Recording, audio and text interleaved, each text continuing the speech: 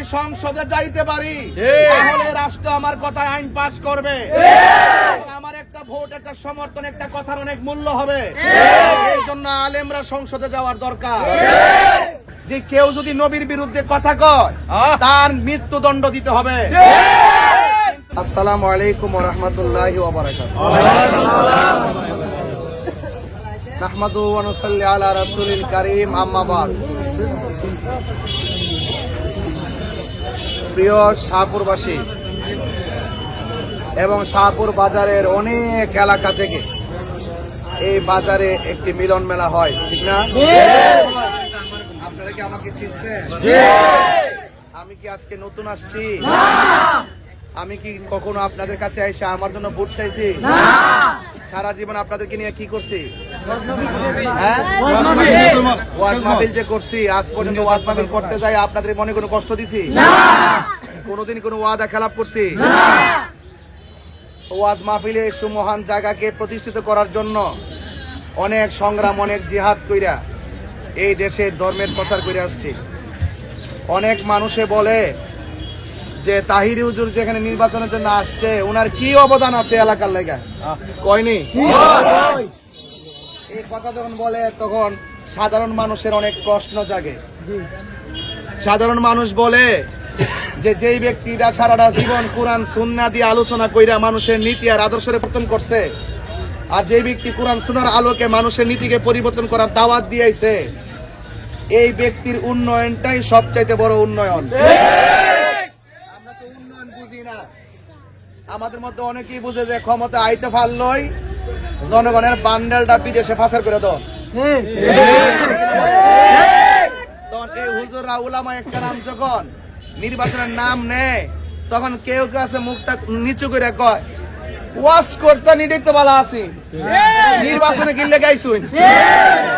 কয়নি আমি নির্বাচনে আইছি কিরে 22টা বছর ওয়াজও চিল্লাইছি যে কেউ যদি নবীর বিরুদ্ধে কথা কয় তার মৃত্যুদণ্ড দিতে হবে। কিন্তু সরকার এটা আমলে নেয় না। কারণ আমার বাহিরের কথা, ওয়াজের মাঠের কথায় রাষ্ট্র আইন পাস করবে না। যদি সংসদে যাইতে পারি তাহলে রাষ্ট্র আমার কথায় আইন পাস করবে।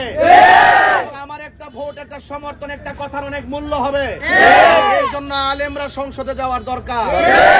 বাংলাদেশের খেটে যাওয়া মানুষের সম্পদ যখন রাষ্ট্রীয় কোষাগারে জমা হয়, ওই সম্পদ দিয়ে আপনার আমার সবার বিভিন্ন রাষ্ট্রের কাজে ব্যবহৃত করা হয়। আপনার আমার ট্যাক্সের টাকা দিয়া তারা যারা ক্ষমতা আসে তারা চলে। কিন্তু আমরা যখন দেখি যে বাজেট যা হয়, বাজেট 3 ভাগের 2 ভাগ, 1 ভাগ ডান পকেটে ঢুকায়, আরেক ভাগ বাম পকেটে ঢুকায়, আরেক ভাগ যখন আসে সমাজের ভিতরে, এটা 3-4 ভাগ হইতে হইতে জনগণে তখন এই আলেমরা যদি ওখানের মধ্যে যায়, ইসলামী মূল্যবোধের মানুষ যদি কোনো ক্ষমতা যাইতে পারে, তাহলে সরকারের পক্ষ থেকে যে বাজেট আসে ওয়াল্লাহে লিল্লাহে ওয়ালির রাসূলে হলফ করে বলতে পারি জনগণের প্রত্যেকটা অধিকার, প্রত্যেকটা চাওয়া, প্রত্যেকটা বাজেট রন্ধ্রে রন্ধ্রে দায়িত্বহীন ভাবে পৌঁছাইয়া দিবে। এই জন্যই আলেমরা নীতির কথা বলবে, আদর্শ কথা বলবে, আর যারা মাইরা খায় তারা ধরা খাইবে। এই জন্য মূল্যবোধ থেকে সমাজতন্ত্রকে, সমাজের আলেম ওলামাকে দূরে সরায় রাখছে। বুঝতে পারছেন? এখন সময়ের প্রেক্ষাপটে আমি কিন্তু অনেক মাহফিল ক্যান্সেল করেছি, করি নাই? সব মাহফিল বন্ধ করে আমি আসছি। আপনার কি মনে হয় না যে রাষ্ট্রের যন্ত্রের সর্বোচ্চ জায়গা থেকে শুরু করে নিচ পর্যন্ত যারা আছে সবাই কিন্তু আমার ব্যক্তিগতভাবে ভালোবাসে? যদি ভালো না বাসতো তাহলে অনেক সময় রাজনৈতিক বিভিন্ন প্রেক্ষাপটে আমার উপরে বিভিন্ন ধরনের অ্যাটাক করতো। কারণ তারা রাষ্ট্র পক্ষ বিপক্ষ সবাই জানে যে তাহিরি হুজুর হক কথা বলে, সে সবসময় নীতির কথা বলে। এই জন্য উপর আপ থেকে সবাই আমার ডানে ভাবে আমাকে সম্মান করে। এমপি গিরি করে আমার সম্মান করতে দিব? আমি শুধু আসছি রাজনৈতিক অস্থিরতা দেশে বন্ধ করার জন্য। রাজনৈতিক যে অস্থিরতা শুরু হয়েছে, এখন বলবেন রাজনৈতিক অস্থিরতাটা কি? রাজনৈতিক অস্থিরতা হলো যে এই দেশে লাশ তুলে কবর থেকে লাশ তুলে আগুন দিয়ে পুড়ায় দেওয়া হয়। কেউ কি কোনো প্রতিবাদ করছে? এই দেশে এক হিন্দু বেড়ারে, হিন্দু লোককে মাইরা মুরাইয়া গাছের মধ্যে ঝুলাইয়া আগুন দিয়ে পুড়াই দেওয়া হয়েছে। একটা মানুষ কি কথা বলছে? এইগুলো আমরা দায়িত্বহীন কণ্ঠে কথা বলছি। 90টা মাজার ভাঙছে, একটা লোক কি প্রতিবাদ করছে? প্রকাশ্যে মাজার ভাঙ্গার পরও কেউ কিন্তু কোনো প্রতিবাদ করে না।